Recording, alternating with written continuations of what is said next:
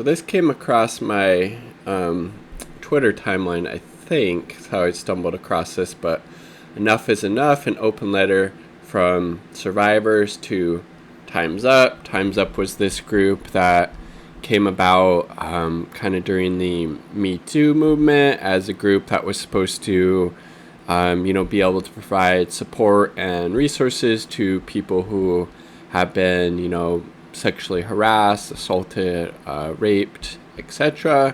But it hasn't always lived up to that billing and has actually been engaged in some really, frankly, disgusting and despicable behavior to some people who have went to that organization to try to get help, for that stuff. So as a result, here's a letter from, survivors of, sexual harassment, sexual assault, etc., to the Time's Up Foundation, Governing Board, and the National Women's Law Center Board of Directors. We write to you as a collective group of survivors and victims who believe Time's Up is failing the survivor community. We believe in your mission and hope your investment in eradicating sexual assault and harassment in the workplace would change the tide to support us as we came forward, but we are disappointed. Time's Up has abandoned the very people it was supposed to champion. The board continues to fail to heed the outcry from survivors. Time's Up is failing survivors. Time's Up and Time's Up Legal Defense Fund were built to advocate for those who made the bold decision to hold their abusers accountable, but it seems that the vision was lost and leadership drifted from who mattered most, survivors and victims. We were dismayed yet unsurprised to see Time's Up leaders Roberta Kaplan and Tina Shen named in the 165-page Attorney General's report investigating the allegations of sexual harassment by New York Governor Andrew Cuomo, who announced his resignation yesterday. In the detailed report, Kaplan and Shen, in their roles at Time's Up, weaponized their knowledge of survivors' experiences to help Governor Cuomo and his office retaliate against at least one of a nearly dozen women who were courageous in speaking up about the myriad of ways he abused his power and violated their bodies in the workplace. Furthermore, we are vexed to see Time's Up board member Hillary Rosen characterize this breach of trust as a good deed being punished, and that it's normal for Time's Up to do what they want to do, give good advice to a politician to tell the truth and not attack their accusers.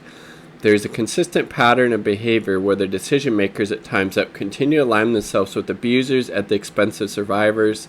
Time's Up should be ashamed, indeed. Time's Up has prioritized its proximity over mission, and now Time's Up board members and staff actions have come to light. You cannot rewrite history by signing open letters to the New York State Senate and Assembly calling on them to remove Governor Cuomo from office when he actively worked to further his defense behind closed doors. Instead of helping survivors remain at the center of our own stories, we find out... Try and make a video over here. My partner. And the lights just went off for some reason, so I'm just on the little ring light here. We find out in the press that you were consulted by abusers to aid them in victim blaming and undermining our ability to come forward. This behavior harms all survivors. This behavior discourages survivors from seeking support and speaking out and causes ripples of distrust felt throughout our community. This behavior has us questioning who we can truly trust, whether or not you agreed to help. Perpetrators of harm felt comfortable reaching out to you for crisis management. That is a problem.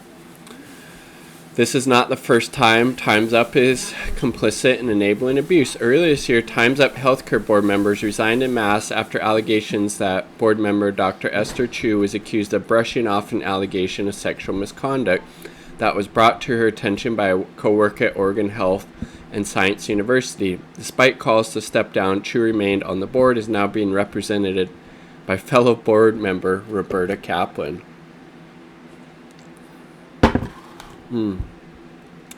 2020, New York Post reported Kaplan is also representing Goldman Sachs in a workplace sexual harassment case. While the National Women's Law Center maintains that Mrs. Kaplan's decision to represent Goldman Sachs in the matter at hand was made in her personal capacity and with no involvement by the Time's Up Legal Defense Fund, We can't help but feel disheartened that once again, Time's Up board members playing both sides. Our lives are not a game. Our experience of abuse are not research for your next big case. Time's Up cannot be funded by and seek to support corporations accused of harboring perpetrators of harm. Time's Up cannot call for shining light and sexual harassment and justice while working with abusers in the shadow. Deceiving survivors, they've lost their way. Let's see. To begin to repair the harm, we ask that Time's Up and the Legal Defense Fund third-party investigation issue a detailed report illustrating the full extent which Time's Up board members and staff members have been approached, offered advice to, or represented perpetrators of harm. I think that's pretty reasonable, right? Remove any board members and staffers who have supported perpetrators of harm, effective immediately. Looks like at least several, probably if that measure was adopted, would have to be removed, right? Like that Roberta Kaplan and T. Shen person. Return and refuse any donations by individuals and corps that have active allegations of sexual harassment, sexual assault, or are litigating in opposition to survivors. Cease all partnerships with individuals.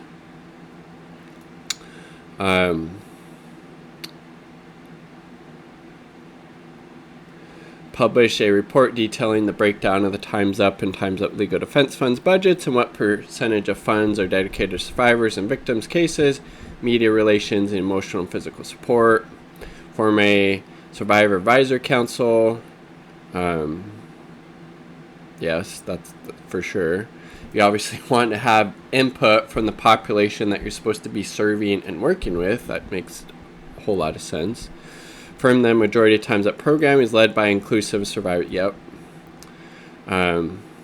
Establish a survivor-led vetting process for Time's Up Legal Defense Fund lawyers and public relations staffers to ensure that all personnel representing survivors and victims have the temperament for and experience in sexual harassment, abuse, misconduct, and assault cases using a survivor-centric lens. I mean, I think what they're asking for is pretty freaking reasonable, right? We are the change we want to see. We spoke out about our sexual harassment, sexual assault experiences so that others knew they weren't alone and could feel supported when they too came forward. We want to create a system of true justice for survivors and victims, led by survivors and victims. We know there are so many survivors and victims of stories they want to tell. They're simply waiting on a call back from the Time's Up Legal Defense Fund to listen to the case. Time's Up must no longer delay our justice. It can still make the world a better place if they implement those changes immediately. So and then there's all the people that signed it. Some staffers, some clients, safety group member, clients. Boom. I mean, big long list. So again, kudos for all of these people coming out and writing this joint letter saying, yeah, enough is enough. Time's Up Legal Defense Fund. You need to get your fucking act together. You claim to support, these victims and survivors of sexual harassment and assault, but you're kind of throwing us under the bus and not really doing what you should be. Like, get your shit together. Make sure these demands are met. Live up to the mission that you claim to support. So, we'll see what happens from this. But kudos to all these people who came forward and collaborated in this letter, because time's up. They need to fucking get their shit together. Time's up. Get your shit together. This ain't kosher. This ain't kosher.